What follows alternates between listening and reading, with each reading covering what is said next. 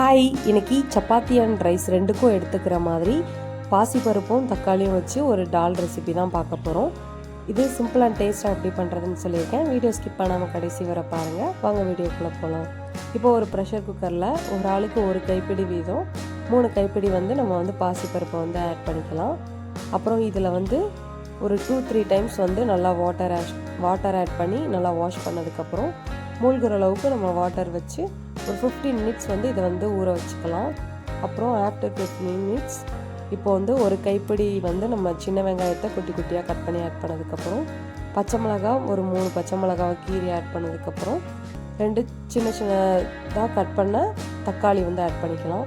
இப்போ வீட்டிலேயே அரைச்சி வச்சுருக்க மசாலா ஒரு 1.5 ஸ்பூன் ஆட் பண்ணிக்கலாம். அப்புறம் இதோட கொஞ்சமாக வாட்டர் ஆட் பண்ணிக்கலாம். கரெக்டாக அந்த பருப்பு காயெல்லாம் மூழ்கிற அளவுக்கு ஆட் பண்ணிக்கணும். ரொம்ப அதிகமாக ஆட் பண்ணக்கூடாது. இப்போ தேவையான அளவு சால்ட் ஆட் பண்ணதுக்கப்புறம் கலந்துட்டு லைட் போட்டு க்ளோஸ் பண்ணி இதை medium flame, low to medium ஃப்ளேமில் தான் நம்ம குக் பண்ணணும். இந்த மாதிரி இது ஒரு 3 விசில்ஸ் ப்ரெஷர் குக் பண்ணால் கரெக்டாக இருக்கும். அப்புறம் ப்ரெஷர் தானாக ரிலீஸ் ஆனதுக்கப்புறம் இதை ஓப்பன் பண்ணி பார்த்தோம் அப்படின்னா நல்லா ரெடியாக இருக்கும். இப்போ கலந்து பார்த்தோம் அப்படின்னா பருப்பு நல்லா வெந்திருக்கும். இப்போனா கொஞ்சம் கெட்டியாக இருக்கும். இப்போ இதுக்கு ஒரு அரை கிளாஸ் மட்டும் நம்ம சுடு தண்ணி ஆட் பண்ணிக்கலாம். சுடு தண்ணி தான் ஆட் பண்ணணும், பச்சை தண்ணி ஆட் பண்ணக்கூடாது. இப்போ இந்த கன்சிஸ்டன்சிக்கு ரெடி ஆயிடுச்சு. இப்போ நம்ம இதுக்கு ஒரு தாளிப்பு கொடுத்துக்கலாம். தாளிப்புக்கு எப்போவுமே நல்லெண்ணெய் தான் பெஸ்ட்டாக இருக்கும் இந்த பருப்பு ரெசிபி எல்லாத்துக்கும்.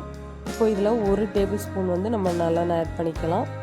அதில் 1 ஸ்பூன் நம்ம கடுகு நல்லா பொரிஞ்சதுக்கப்புறம் 2 சின்ன வெங்காயத்தை குட்டி குட்டியாக சாப் பண்ணி அதையும் ஆட் பண்ணிக்கலாம். அப்புறம் அதில் கொஞ்சமாக கருவேப்பிலையும் ஆட் பண்ணதுக்கப்புறம் சின்ன வெங்காயம் நல்லா கோல்டன் ப்ரௌனாக ஃப்ரை ஆகணும்.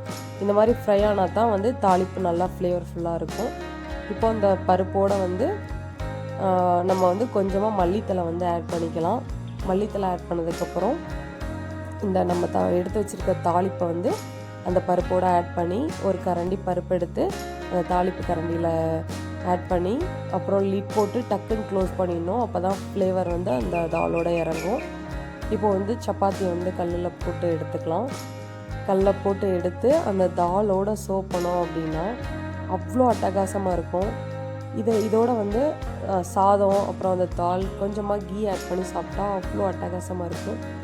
இதை மாதிரி ரெசிபீஸ்க்கு திருப்பாம்பி கிச்சனை ஃபாலோ பண்ணுங்கள். பிடிச்சிருந்தா லைக் பண்ணுங்கள், கமெண்ட் பண்ணுங்கள்.